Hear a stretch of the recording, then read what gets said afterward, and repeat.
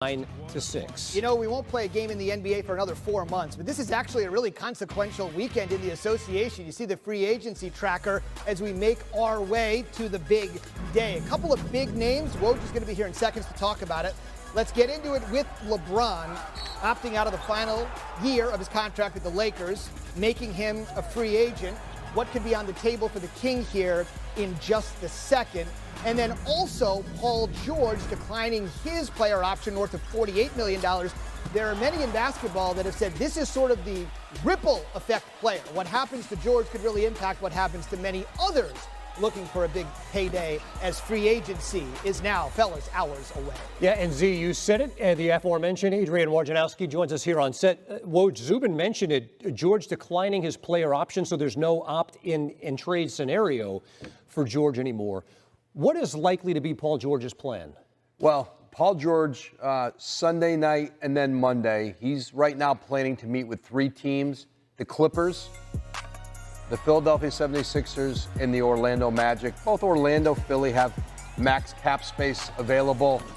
He's been talking with the Clippers for essentially a year about what an extension would look like. They have not moved off of a 3-year offer. That's what they got Kawhi Leonard to sign, 3 years and less than the max, around 153.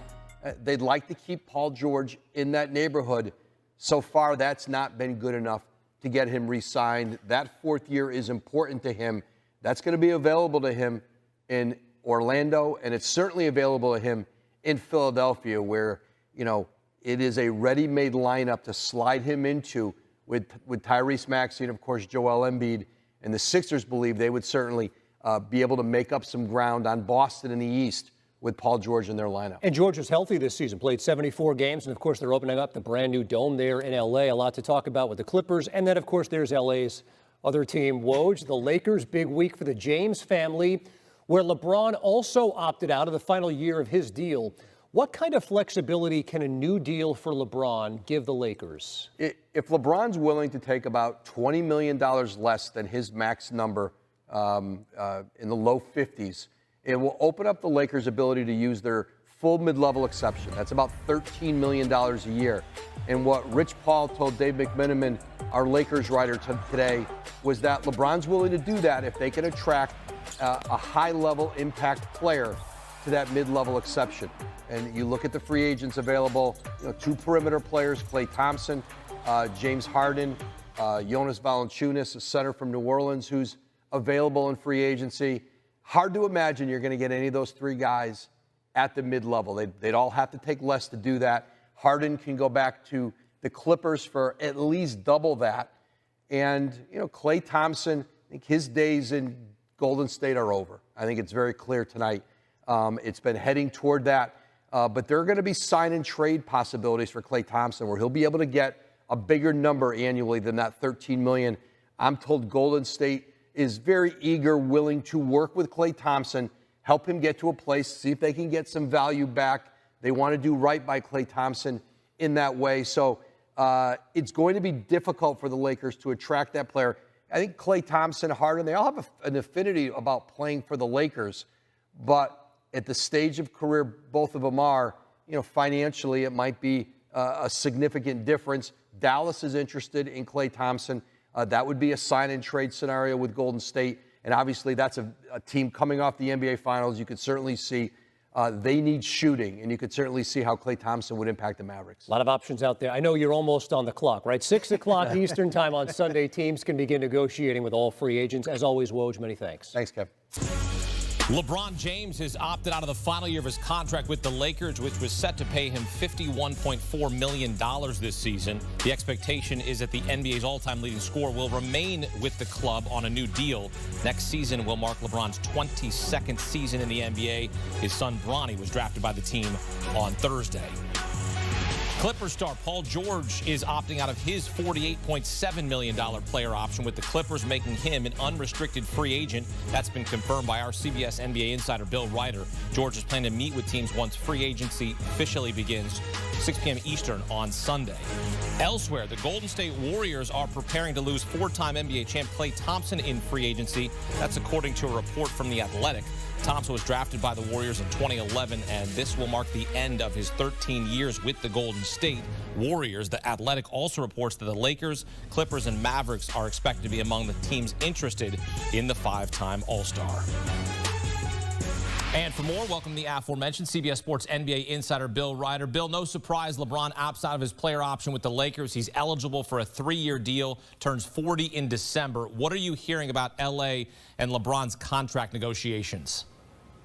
The expected, and maybe it came a little bit of the unexpected. You're right. The expected is that he will sign a new deal, 2 or 3 years with the Lakers in the coming days. Free agency officially begins tomorrow. Maybe a little unexpected, but something I heard this morning, other reports have flushed out more thoroughly, is the belief in L.A. that LeBron may be willing to take less money than he was allotted and is allowed with the Lakers in order to make it feasible for L.A. to add some help. Probably would involve, it depends on some other contracts and some details that the NBA will release on June 30th, but he could take less money to, in short, allow the Lakers to pursue the mid-level exception. That could include $12 or $13 million a year in the MLE. And if you do that, Akeem, DeMar DeRozan's a person you could track. Klay Thompson's a person you could track, depending on what he wants to do, which I know we'll talk about. So the short version is LeBron's going to remain a Laker, and he may take a pay cut to try to add a little firepower and help to this Lakers team. Isn't that what he's got to do, though, right? You're trying to win another title. You probably got a window of 2 or 3 more years left. You got to take a pay cut. You got to figure out a way to make it work to get better players. You absolutely do. I think it's worth it. You're absolutely right. I'll say this. LeBron has been at the forefront, as we know, of player power, and he has always made it clear, publicly and privately, he was never going to take less money. He was never going to take pay cuts. He believed in getting paid because he thought he had value, and he wanted to bring that value from the teams that he played for. And I think you've hit the nail on the head here. He realizes that the sands are moving through the hourglass for him. You're right. He's probably got a couple years. We're not talking massive amounts of money he's going to shave off of his deal, but his ability and willingness to do that does open up a little bit more of a window. I don't know that LA is even a competitor if you add even a Klay Thompson or a DeMar DeRozan, but it helps, and the Lakers believe they can compete. And you're right, there aren't many years left where LeBron can play at the level that he has. And if he can facilitate making this team a little bit stronger, looks like that's the preference for him over a little bit more money. Yeah, I get he wants a legacy deal, but what's more important to your legacy at this point? More money, which he already has, or another title? Another title, it deepens his legacy, which is already one of the all-time greats and arguably the greatest, but that depends on who you ask. Elsewhere in L.A., Paul George opting out of his player option with the Clippers. Where might he end up in free agency? Because the knock on Paul George, Bill, as you know, is do you win with him? Do you need him? I guess that's my question as a fan, because everywhere he's gone, I don't see him really helping the team. He's there, but to me, I'm not saying he's just a guy, but where might he end up? What does the team believe in him? You and I are aligned, Akeem, but that is not true for everyone that I host a podcast with or everyone that runs an NBA team. Somewhere John Gonzalez, one of my 3 co-hosts over on Beyond the Arc, fell over at his house in Palos Verdes, California, because he thinks, and a lot of people think, that you add Paul George immediately to your team if you're a contender. I have the same skepticism that you do, but Daryl Morey in Philadelphia does not. They don't in Orlando. They don't in Dallas. Hell, they don't. Well, maybe to a degree they do in Los Angeles, because this is really a case of hurt feelings. Paul George was offered the same 3-year deal that Kawhi Leonard was offered. He wanted a max. That was not what Kawhi was given. He wanted a 4-year deal. And the fact that he's opted out of this deal means he's not going to be a Clipper, Akeem. He's not going to be a Golden State Warrior. And that was a team that was interested, and there was some noise out there and some reports that maybe in a sign and trade, it would have been hard to do anyway. Golden State could have gone after him. I think this suddenly thrusts Philadelphia, if you were placing wagers, as the leading candidate to land him. They've got both the cap space, and obviously they can sell a vision of a winning basketball team with Tyrese Maxey and with Joel Embiid. Orlando's interesting. They came on strong at the end of the regular season and finished pretty well. They were a playoff team straight out, not a play-in team like we thought they were going to be. They've got cap space, and then there are some other teams that could be in the mix who are competitors and would have to make some moves. But this is a situation where Paul George got frustrated with the Clippers, and suddenly if you have cap space and you are a legitimate contender or feel like you're on the brink, you have a real chance all of a sudden to try to bring in Paul George. Whether, like you or I, you think maybe that's not going to go as well as you think, or like a lot of people out there, you take that risk because he is a very talented basketball player. Yeah, he to me, he's got still a lot to prove, right? He's an upper echelon player. But this is, to me, this is wherever he ends up going, it's a prove-it deal. Like, not to the team, but prove it to the rest of the NBA. Like, are you a guy or are you just a guy? Who are you? Staying in California, the Warriors are reportedly prepared to lose Klay Thompson in free agency, with the Lakers, Clippers, and Mavericks all interested. Bill, what's the market for a 34-year-old Klay Thompson? It is not the same level as the market for a similar-aged Paul George. And I had heard this morning that Klay was really frustrated with the Warriors, and that there is some belief out there, Akeem, that he might be willing to take what one source called a spite deal, basically taking less money than he might get from the Warriors, the same amount of money they might offer, because he's frustrated with not feeling valued. And that would fit in with the Lakers, by the way. Again, we just talked about this. If the Lakers can get to that $13 million-ish mid-level exception, if LeBron takes enough of a pay cut, I think that's an interesting fit. The Lakers, I'm told, would be interested in doing that. Now, there are some complications there. If you're in the first apron, you get hard cap. There's a lot of sort of ins and outs of that. The lower mid-level exception, I think they won't have to worry about this, would be $5 or $6 million. That's probably not enough. Orlando would be an interesting fit.